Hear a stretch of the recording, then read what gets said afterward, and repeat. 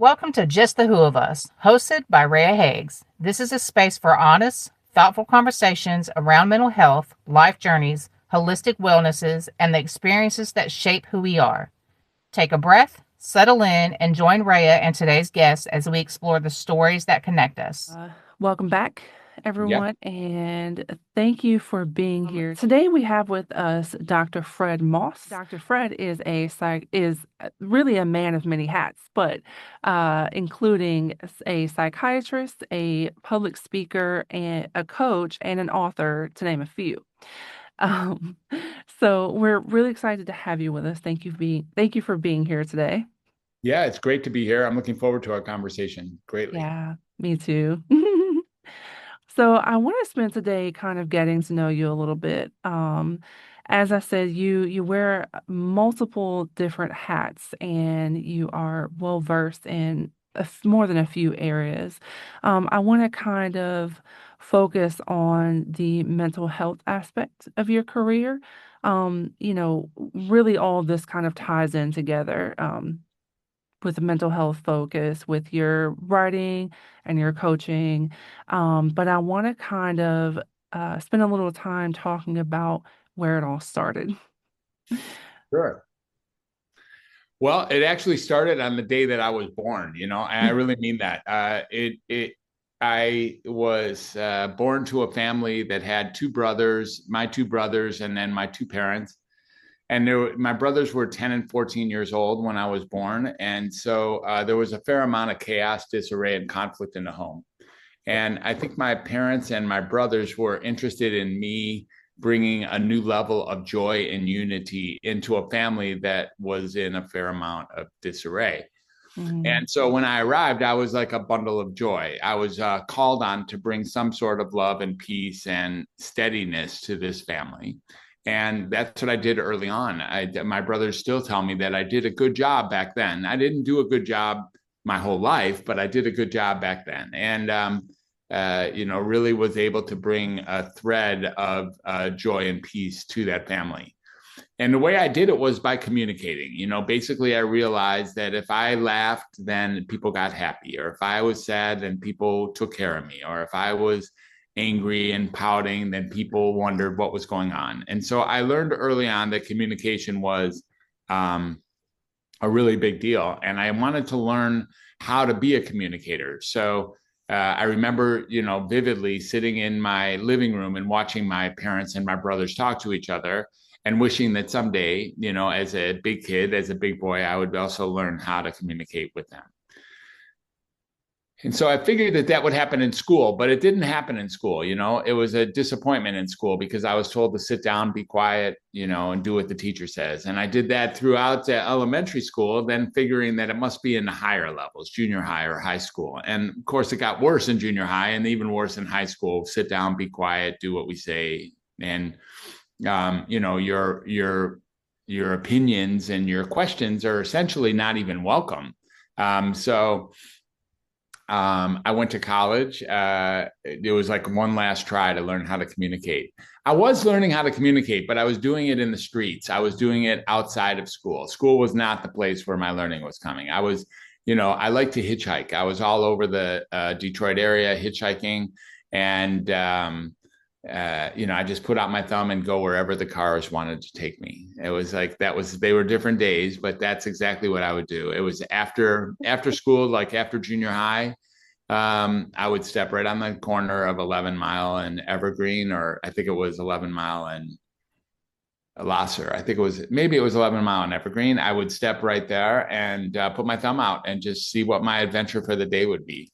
And I just would go to places that, maybe I had never been to before, or maybe I was even warned not to go. And the idea was that I could learn how to communicate. Mhm. Mm.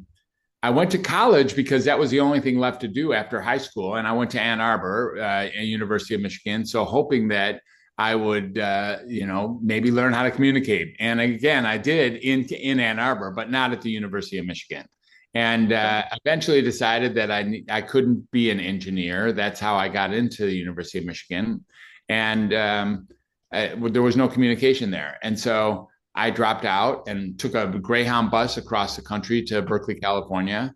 to learn what my life was about. And I had a great summer, but it was not sustainable. And there was this new industry that my family thought I could do good in. So they directed me back to Michigan to go to look at this new industry. It was called computers. You may have heard of it.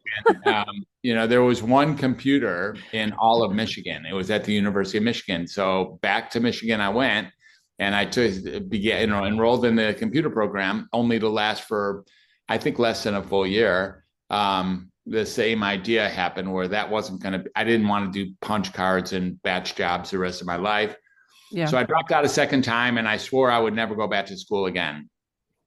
And then the next thing that happened was my mom told me that I had to get a job. So she got me an application as a child care worker at a state mental health facility for adolescent boys. And so I took that job. I thought I would last for only 3 weeks because that's how long orientation was, and I could get 3 paychecks and then get in my car that I just bought that I didn't have yet and just drive around the country and figure out what my life was about. And the 4th week, my peer, Paul, convinced me to come up to the units, and I went up to Meadowview 5, and there I realized, I was so scared that Monday, and I realized that if I communicated here, I could make a difference. Like if I just connected with these kids, if these people who are, just about 5 years younger than me and treated them as humans and was curious about them, just like the people I had met in my life up until that point, then I could actually make a difference with this group because they had never really been communicated with in many cases. Mm-hmm. So it was a matter of connecting with them, of conversations and of creativity, and really began to appreciate that job over the next several years. And also appreciated that,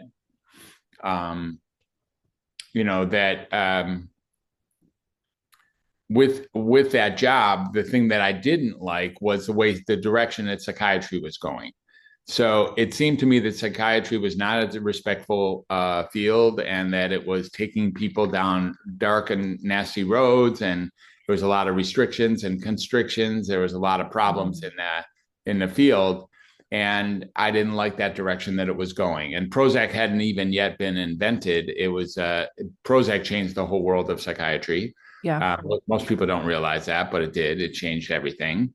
It made psychiatry go into biological psychiatry, or this whole idea that if you're uncomfortable, you have a chemical imbalance. All of these things that are never really proven and don't really even make any sense were brought forward in 1987 with the advent of Prozac. So I'll move forward a little bit. Basically, I went back to school so that I could be a hero, so that I could bring communication back into this field that was going into the dumps and was an important field. Right. So back to school I went. I finished my degree in Detroit, and then got accepted in downtown Chicago at a great medical school at Northwestern University. And I learned so much in downtown Chicago, not so much about Northwestern University, but still I became a doctor. And then I took a residency in psychiatry, and then I took a fellowship in child and adolescent psychiatry, and I was off and running. But by the time as I was released, they wanted me to do regular psychiatric work, which was already shifting to diagnosing and medicating. And it wasn't something that I was interested in doing. But I kept doing it because, sunken costs, and that's what they wanted. And I needed a job. And, it seemed like there was some prestige there. And every time, that somehow I could make a difference by doing what they asked me to do. But usually the difference I made was in the wrong direction if I did what they asked me to do. So I spent the next 36 years or so, trying to figure out how I could be aligned with myself and still make a difference in the world of human connection, which is what psychiatry really should be, or really kind of is. And then over the last 10 or 15 years, I have made some real inroads since about 2006. Creating a new brand, traveling around the world and being a psychiatrist in multiple different countries, and then traveling all over the country as a locum tenens, a traveling doctor, filling the needs in different places in different areas. I've had an opportunity to have an amazing career in psychiatry, pretty much having a leadership position in all the subspecialties where psychiatry makes any kind of impact. And, I've created Welcome to Humanity. And Welcome to Humanity is something that's more aligned with me, more aligned with communication at the center of all healing. And then I created the True Voice technology, And then I created the Creative Eight, ways to use creativity to relieve stress and strain, and do so forever. And then began to really look at what is the impact that psychiatry is making on the world. And this diagnosing and medicating don't seem to be the highest level impact. It seems that we could do a lot better than that. Some people swear by that, and that's great. If you wouldn't want to change from your present your present mental health treatment, whatever your diagnosis is or whatever your treatment plan is or your therapist or your medicines, then more power to you, really. This is not here to change your mind on that. That's completely okay. Right. I'm just saying that there are multiple different ways to go at ongoing discomfort in the world. And as Krishnamurti said, it's no sign of mental health to be well adjusted to a profoundly sick society. And we have a profoundly sick society. I don't think anybody would argue that. Right. It's hard to stay steady, and it doesn't make you sick if you're having, it's like, blaming you for getting sick on a Ferris wheel or an amusement park ride, because this is what this is. It's very uncomfortable. It's very uncomfortable to be a human these days, and it's been uncomfortable most of the time. And with that discomfort, we have Welcome to Humanity. Can we embrace the discomfort as part of the package, as part of the smorgasbord of what it means to be living in the human condition? And, I'm writing a book now, my third book, called Welcome to Humanity. I'm making great strides in it. And it's an opus about my life, about everything you just asked. And all the details I've just told you will be in the book, as well as how I got to be the founder and creator of Welcome to Humanity and the Moss Method, and the upcoming retreat that we're having, which is the Welcome to Humanity Moss Method Retreat in September, where we're teaching other people how they too can become undoctors, if you will. They too can become clinicians that can help people without the need of medicating or diagnosing somebody. And we can teach that to anyone, no matter what specialty you had coming in. It doesn't require a medical license, although we do offer a certification. It doesn't require a medical license to communicate with somebody. It just doesn't. As a matter of fact, having a medical license might be a point against you, because you took about 8 years off of being in the human race in order to go out there and get your medical school degree and your residency.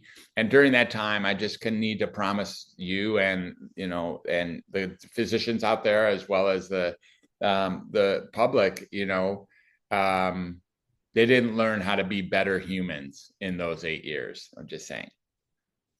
Yeah, there's a few things I want to kind of piggyback off of, but one thing that you mentioned, and this stands out so much to me because for a couple of reasons, and I'll go into that, but the human experience, welcome back to humanity, getting back to humanity. It's so.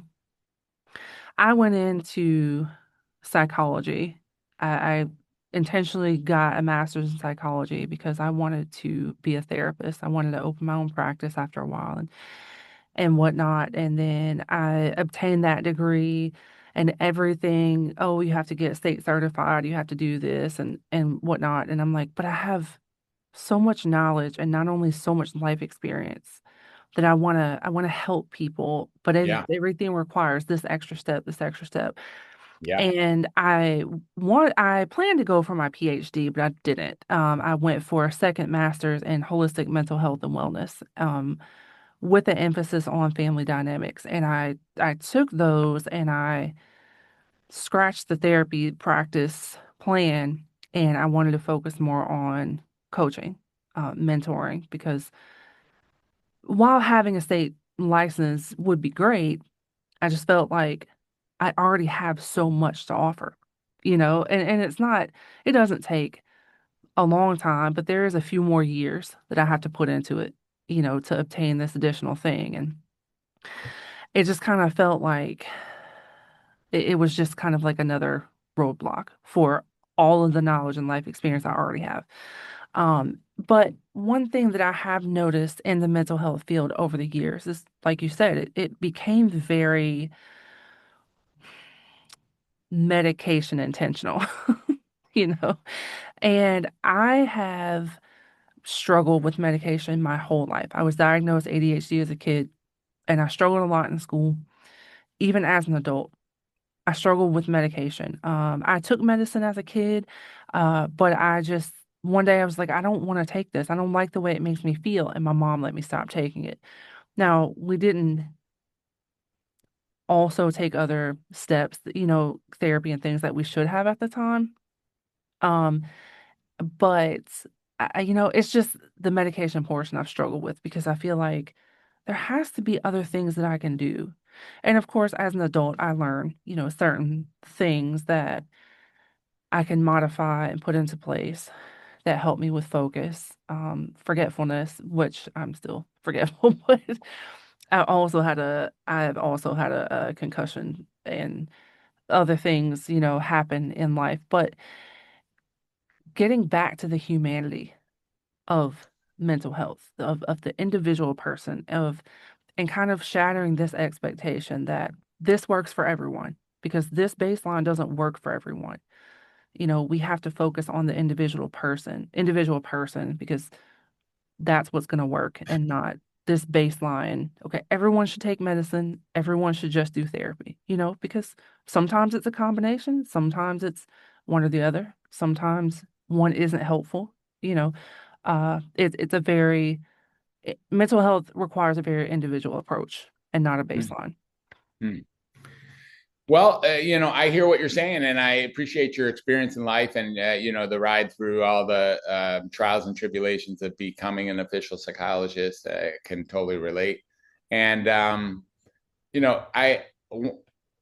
I'd just like to add that I think what's really important here is to get that there might be nothing wrong with you in the first place, even from the very beginning. Like Yeah. even when they told you had something called ADHD, maybe you never had anything. Yeah, I have considered that because I'm also currently doing research on the correlation between childhood trauma and ADHD diagnosis, because there is a direct correlation there. But there's not. There's a direct correlation between being human and ADHD. Yeah. Yeah. It's okay. It's okay if you can't keep your attention going in this world. It's really okay. Yes. Yes. Yeah. It doesn't represent, the two D's in ADHD are deficiency and disorder. And I don't think it represents either of those. Yeah, I'm not fond of the acronym. I'm not fond of, and I have children who were diagnosed. I have 5 children. 3 were diagnosed, 2 were not. And I have well, he's not so small anymore, unfortunately, but I have a younger child who was diagnosed, and I resisted medication for years. And then I started incorporating it when there were some really intense things that happened, and we've started incorporating. But I am in the process of working through other avenues, um, other than medication, because, like I said, my whole life I've just been like, there has to be something better. And I know that medication helps with certain things, but ADHD is just I don't know that. really. No.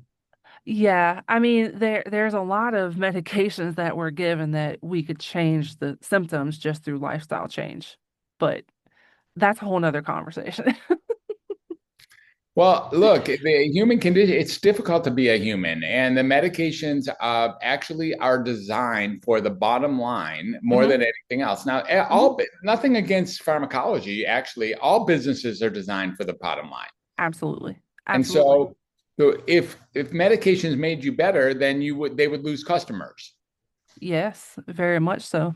So they don't lose customers. And in fact, it's a growing base, something like 30% of adults at this point, and I think the number is actually a little low, are taking some form of psychiatric medicines. And, the medicines are designed in frequently to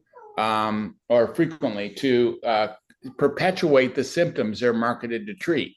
They actually create the symptoms that you're like, if you didn't have ADHD and I gave you a stimulant, then you would start getting ADHD. Yeah, I If believe you that. didn't Yeah. have depression and I gave you an antidepressant, you would definitely get depressed. If you didn't have anxiety and I gave you a benzo, then you would definitely start having major anxiety attacks. So the Yep. medicines rightfully cause the symptoms they're marketed to treat. Now, it's not the medicine's fault. Right. It's doing what it's supposed to do. It's doing what it says it's not doing what it's marketed to do, but it's doing what it does. And what is interesting is that we keep going back to doctors thinking there's something wrong with us or our loved ones, Right, when right. maybe there's nothing wrong with your kids at all, even if very intense things happen. Yeah. Maybe there was not, Yeah. even if they got electric, even if they got angry, even if they destroyed them things, even if they couldn't handle the teacher, even if they got in fights, whatever their problem was, or they couldn't complete homework, or they failed second grade, or whatever, that still doesn't mean there's something wrong with them. Absolutely. Absolutely. And that's But that's the only reason we take people to a doctor, is when we think there's something wrong with them. yeah. Yeah. Yes. And instead of preventatively, we less commonly go to a doctor preventatively than we do go to address a symptom. For certain, yeah. Very few people go. Yeah, by the time you're going to a doctor, it's almost not preventative by definition, because Yeah. now you made a doctor's you've made a doctor's appointment, and you think, or people think, the doctor is the expert. Yeah. I'm not sure how that all happened over time. That we think that a doctor who stayed in school for 4 years and then went and did some kind of internship or residency is actually more expert about humanity than those who stayed out in humanity during those times. Yeah. But it's the societal expectation became, well, if you have this degree, then you know what you're talking about. Well, that is what that's to some degree that's thought to be true. Certainly that's thought to be true in medicine, but Yeah. Yeah. it's not rightfully supported by the truth. It's not Yeah. rightfully supported. In other words, if you've gone to a psychiatrist recently, you could see that they probably weren't based on communication and connection and understanding the human condition. Probably not. Probably a very short visit where they asked you if you had any side effects, if they asked you if you had any, if you were any sleep or appetite changes or anger outbursts or something like that. And once you said no to all those things, then they just wrote you another prescription and sent you on your way. That's not Yeah. genius. That's not genius there. Yeah. There's no genius doing that. That person could be working at Kentucky Fried Chicken and do the same thing.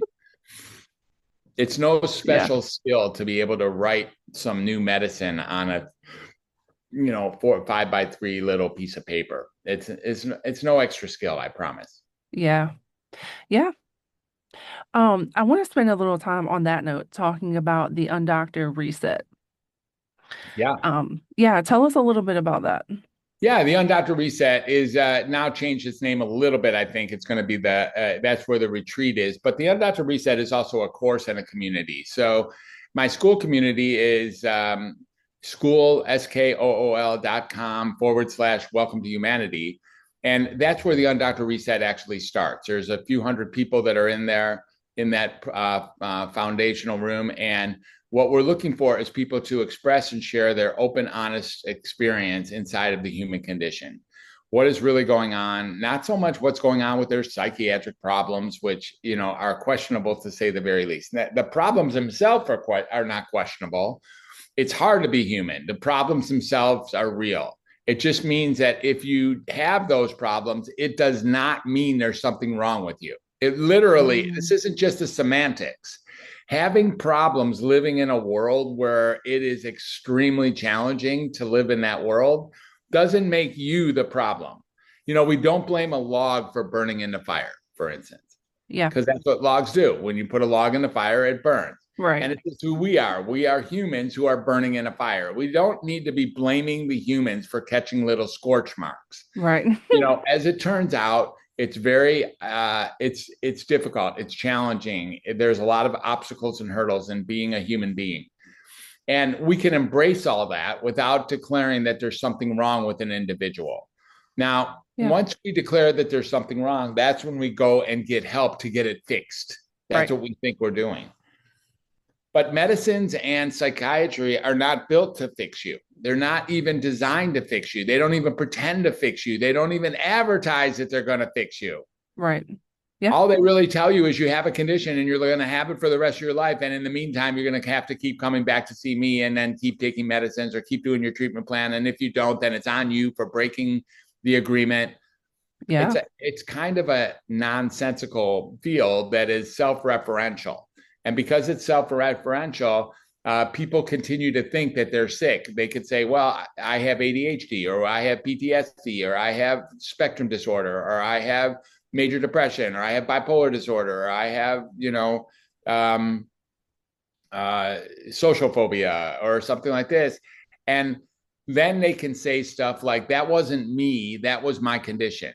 When I make a mistake and I hurt somebody, or I do something wrong, or I clumsily manage something, maybe I get mad at somebody, or maybe I actually hurt somebody with my words, or hurt myself with my own thoughts. Yeah.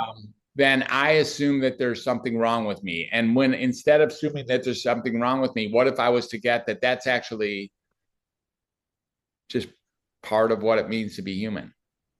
Yes. Yes. So much so. Yeah, it's okay. Like, it's completely okay to have miserable moments or even miserable days. It's like, sorry, but that doesn't mean there's something wrong with you. And you definitely don't have a chemical imbalance, but you will have one if you start taking medicine. Because that's what the medicines do. Medicines certainly cause chemical imbalances. Wow. Of course they do. That's what they're designed to do. That's why you take them. Right. You want them to unbalance your present chemicals. Yeah, but it's so true because the way our system is set up is to profit, right? That's most things is set up for profit. And how do you continue profit? By keeping the problem so that someone needs to come back for help. Yeah, if you can create a product that creates the symptoms for the person who bought the product to need additional product, then you have created a pretty good business model.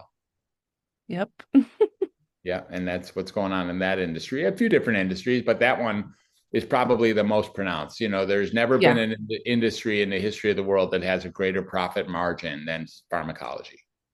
Right. Right.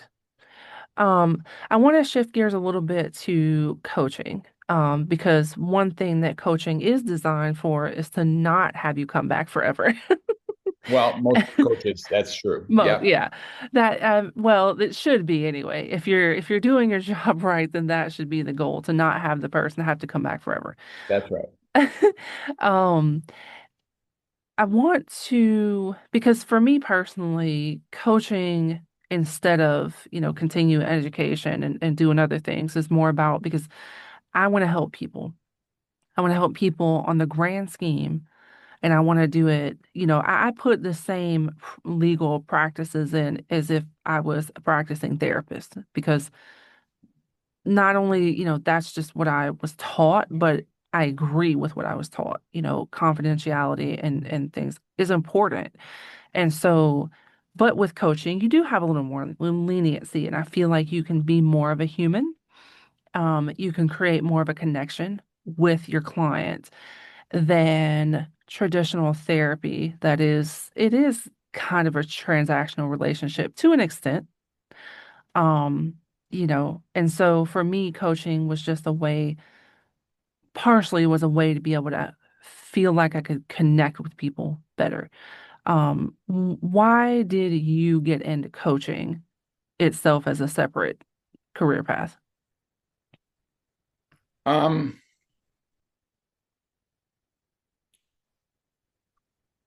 I think that coaching allows me to actually be with someone as they are, and they don't have to come and see me in order to get a diagnosis or get a medication. They can come to see me knowing that they're going to get somebody who's eye to eye with them. I don't have experts that I'm giving to my coaching clients.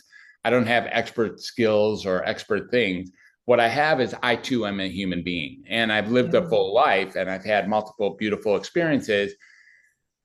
And I can assist when we get two people going in the same direction. I can assist people in making strides in the areas of life that matter to them from a coaching perspective. It's a little bit different than from a psychiatric perspective. We're really, once I get into people's lives and once we really start talking about what's going on, what are the perceptions, what are the concerns, what are the worries, regrets, resentments, what are the obstacles and hurdles, and what are the wishes, wants, desires, and intentions, and we start looking at all those things. I can do that from a coaching standpoint. Because I'm not going to diagnose anybody and I'm not going to medicate anybody. And frankly, I think that's the only difference between being a doctor and being a coach, is that I don't use my license to diagnose and medicate. Instead, I use my life to actually connect and relate and understand and communicate and with other people, and then assist them in taking the strides that they need to get the life that they desire. Yeah, I love that. Yeah. I think those are all the questions that I have. Is there anything else that you would like to cover or ask or discuss or anything? No, I think this is good. I think that again, the whole idea is that we have to set in place the notion or the realization that maybe, just maybe, there was nothing wrong with us in the first place, and that would be, the kind of help that we've sought maybe isn't the best choice. It's a choice. And it does what it does. It blocks our ability to actually feel experiences altogether. There's no there's no chemical association. For instance, people think that serotonin is the cause for, serotonin deficiency is a cause for depression. Not at all. Or they think that stimulants actually cure ADHD or, adjust ADHD. What they do is they block out so many things. Yeah. And then you can sit still, but you're kind of zombie and you feel a little bit more focused. But these medications are not the answer. But the real truth is, you wouldn't take medicine if you didn't think there was something wrong with you. And if we can get on that step in getting that there was nothing wrong with you in the first place, you just keep on trucking, then we can create a world where getting diagnosed as being deficient or different is not a requirement in order to move forward. Yeah. Yes. I love that too. It's so accurate. Thank you. Yeah. You're welcome. Well, thank you so much for being here. This was a wonderful conversation. I really value it, and I really think that is important for not only my audience, but a lot of people to hear. Hopefully society is moving more toward the holistic picture and a little away from a medicinal focus, because it's been the focus for so long. Medication, medicate your symptoms, medicate your diet, your issues has been a focus for so long. And it gives me hope that holistic wellness is, kind of slowly creeping along as a focus, a focal point. But I hope that, with work like what you do, it can continue to shift that momentum and Thank you. Yeah, me you're too. I welcome. hope so too. Yeah. All right. Well, thank you for being here and see you soon. All right. Thank you so much. Thank you for spending this time with us on Just the Who of Us. We hope today's conversation offered reflection, comfort, or a moment of clarity. If this episode resonated with you, feel free to share it with someone who may need it. Until next time, take care of yourself and remember, you're not alone in the journey.